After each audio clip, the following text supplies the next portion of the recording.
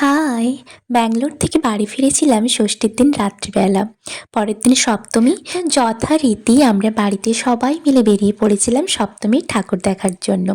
ওই যে আমাদের মহিষাদলে, ওইখানে। বেশি দূরে আমাদের কোথাও যাওয়া হয় না। এখন জানি না কেন আমার বাড়িতে সবার সাথে বেশি ঘুরতে যেতে ভালো লাগে। কোনো স্পেশাল অকেশন, কোনো পুজো আর্চা, ঈদ, কালী পুজো, দুর্গা পুজো, এই সব কিছুতেই আমার কেন জানি না সবাই মিলে গেলে আমার প্রত্যেকটা দিনগুলো যেন আমার খুব আনন্দ লাগে, আমার বেশ ভালো লাগে। আমার একা একা কখনোই কোথাও যেতে আমার সেভাবে ভালো লাগে না। তাই জন্য আমি যেখানে যাই সবাইকে নিয়ে যাওয়ার আমি চেষ্টা করি যদি আমার পসিবল হয়। অনেকটা ট্রাভেল করে বাড়ি ফেরার পর পরের দিন সঙ্গে সঙ্গে আবার ঠাকুর দেখতে বেরোনোটা একটু আমার জন্য চাপের ব্যাপার ছিল। বাট দুর্গা পুজো যেতে তো অবশ্যই হবে। সে কষ্ট হোক আর পায়ে ফোস্কা পড়ুক, পা ব্যথা করুক, হাত ব্যথা করুক, বা স্টিল প্যান্ডেল হপিংয়ের জন্য বেরোতে তো হবেই। আর যেহেতু ওই দিন নিরামিষ ছিল, পরের দিন অষ্টমী, আমি অঞ্জলি দেবো। যেহেতু 3 বছর আমি অঞ্জলি দিইনি, তো ভাবলাম এবছর আমি প্রেজেন্ট আছি যখন, আমি অবশ্যই অষ্টমীতে অঞ্জলি দেব। তো সেই জন্য যথারীতি আগের দিন নিরামিষ, তার জন্য নিরামিষ পাপড়ি চাট খেয়েছিলাম আর ওই যে আইসক্রিম। আমি সপ্তমীর ভিডিও তোমাদের সাথে বিজয়ার পরে শেয়ার করছি, তার জন্য এডিটিং করা হয়ে ওঠেনি।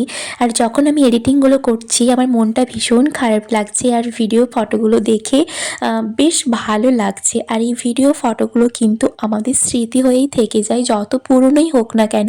যখনই আমরা এই ভিডিও ফটোগুলো দেখি আমার মনের মধ্যে একটা আনন্দ আসে, আর ফেসে একটা হালকা স্মাইল চলে আসে। আর এই ভিডিওগুলো এডিট করার সময় তেমনিই কিন্তু আমার ফেসে একটা হালকা স্মাইল চলে এসেছিল ভিডিওগুলো আর ফটোগুলো দেখে। প্রতি বছর পুজো আসার 6 মাস আগে থেকে কতই না আমাদের তোড়জোড় থাকে। আমার তো এবছর আরও বেশিই তোড়জোড় ছিল যে কখন বাড়ি ফিরবো, কারণ আমরা যারা বাইরে থাকি তারা জানি এই প্রত্যেক বছর দুর্গা পুজোতে বাড়ি ফেরা আমাদের কতটা আনন্দের, সেটা একমাত্র যারা বাইরে থাকবে তারাই জানবে। পুজো অকেশন মানেই শুধুমাত্র নিজেরা ঘোরা তাই নয়, কারণ যাদের সঙ্গে বহু বছর ধরে দেখা হয় না তাদের সাথেও দেখা হওয়া, নিজের ফ্যামিলির সবার সাথে দেখা হওয়া, কারণ সবাই একসাথে ওই সময়টাতেই কিন্তু জড়ো হয়।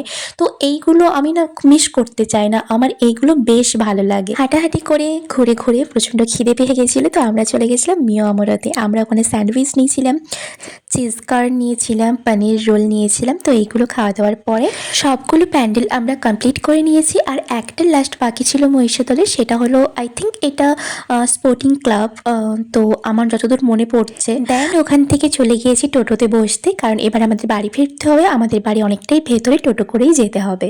চলো আজকের ভিডিওটা এখানেই শেষ করছি। ভালো লাগলে লাইক করো, বাই বাই।